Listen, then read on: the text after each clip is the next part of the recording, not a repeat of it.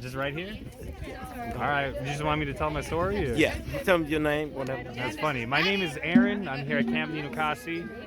I'm usually the one behind the camera, but the tables have turned today, so asked me to share my story. And just a little bit about it is I actually had a stroke December 9th, 2019. I had just returned to LA where I was living at the time from Disney World, Florida. It was my first time going there. It was my stepmom's 60th birthday. I came back and I had a stroke the next day.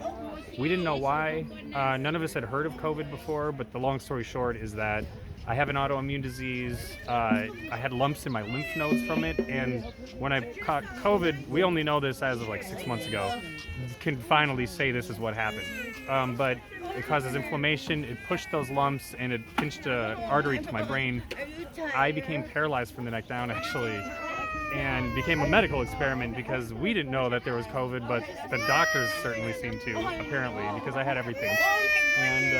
And that's how I felt, actually, at the time. But I'm going to wrap it up and just say that through my experience, you know, I moved back to South Minneapolis March 1st, 2020. The world shut down, the city burned down.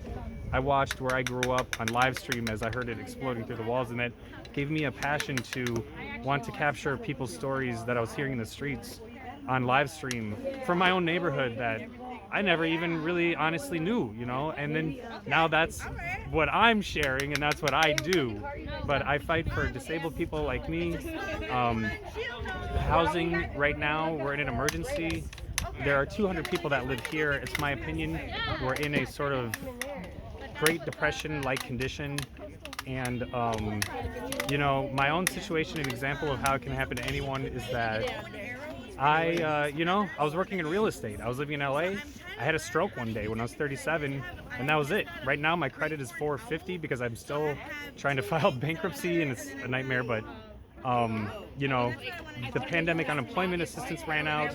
I had no income. I had no way of generating revenue, and I'm just lucky. I have a landlord that works in disabilities. That I didn't even know that when I moved in, but it's just lucky.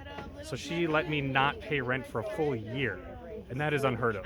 But had I not had that lucky chance connection, I'd probably be living right here too. And it can happen to anybody. And it can happen to you.